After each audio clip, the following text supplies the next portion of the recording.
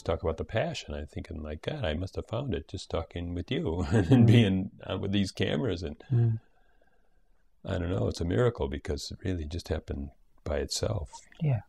I mean, there's no way I could have ever said, okay, I'm going to do this show, or I'm going to talk to wise people, or, you know, peaceful people, and see if it rubs off.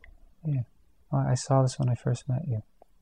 There was this person excited, doing a lot of things, playing with a camera, didn't seem to even know how to set it up. And I just knew, in a way, it just comes to you sometimes, that you're going to put this out there. You're going to make a lot of people more exposed and interested to this. And yet, you know, who knows, even at the time, if you saw that, you might just have had the idea. No, that was way before. That was way before I was even thought of television or anything, you know. And it was just like a fluke that someone said, I think in a church group, they said, you know, oh yeah, we work on television, and I was talking about videoing, and then I said, oh yeah, well, where's that? Well, the studio is just in blah, blah, blah. And I thought, my God, that's 3 blocks from my house. Yeah. Yeah. And I went over there right away, and I signed up for a course, and I didn't hear nothing from them for like 10 months. I thought they stopped doing it or something. And then they called me up and said, now's your time. And I was so busy, you know, I thought, no, I can't go. And I thought, oh my God, I got to go. Yeah, well, this is what happens when we start to listen. Not from our ideas of how things are supposed to be, but whether it's little whispers in the ear, synchronicities sometimes, or just that aliveness. Like the interesting thing is, as you get more in touch with stillness, everything starts to clear out. It's as if you're looking at 10 things in the morning instead of 1,000. You know, things just start to become more and more obvious. There's a simplicity. It's almost like a yes-no. But to me, it's almost like, you know, is this giving me juice? Or is this kind of deadening me? And it becomes that simple. You know, it does reorganize your nervous system like we were talking about before. But that's the side effect. The first thing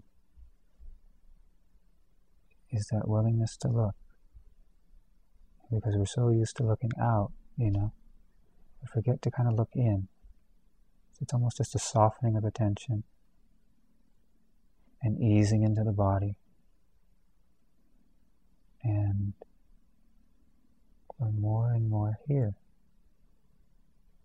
And then when we're here, we can feel everything. As we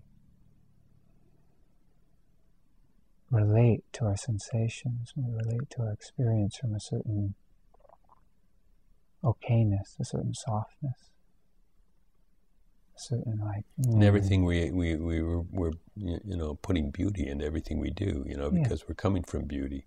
We're having a certain yum to life. You know, even the things that are difficult, if we can kind of just bring our innocence to it and taste it a bit, we find that it doesn't taste so bad, right? It's like those exotic foods that look really, get all like creeped out about, like, oh, you know. But then we kind of shut our eyes and we taste it, you know. And if we taste it, as opposed to give the right answer about the food, we find that there's so many things in life that are actually a morsel, a whole new meal. You know, and that we're finding because we've been willing to slow down. Not as a concept, just it's like savoring. Savoring's a nice word. You know, we savor the food. I know. I got to ask you this because, you know, because we started the premise of the show as like, something is breathing us, something is beating our heart, something is living us, right? Right. And so then, okay, something, but, you know, and we're saying that somehow you can drop in and just, I mean, savor. Now we're talking about savoring. Yeah. But doesn't something have to savor us or have us savor? Because, like, it's not that I can just, you know, is it a knack or you just get habituated to just falling inward a little bit? Or, I mean, because it's not that you're gonna tell me, okay, well, you know, why don't you just give up a few of your thoughts and go down and feel your heart, you know? And I say, oh God, what's my heart? That's another thought, right? It's really simple. You know, how do we change, right? We all get into these circles, we get into personal growth or transformation. And there's a couple different ways we generally change. I'm not going to go into that. The easiest way to change is to fall in love.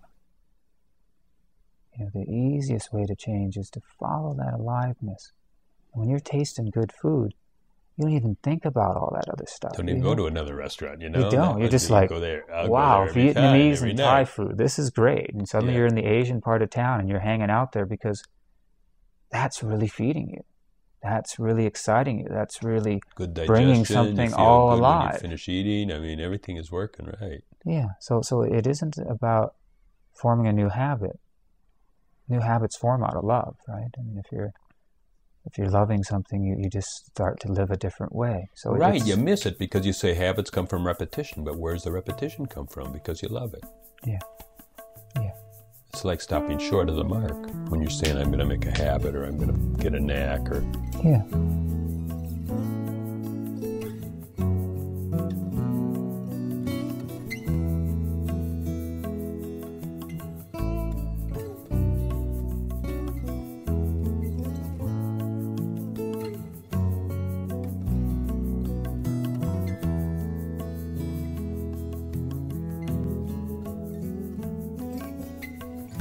Your beloved calls you here today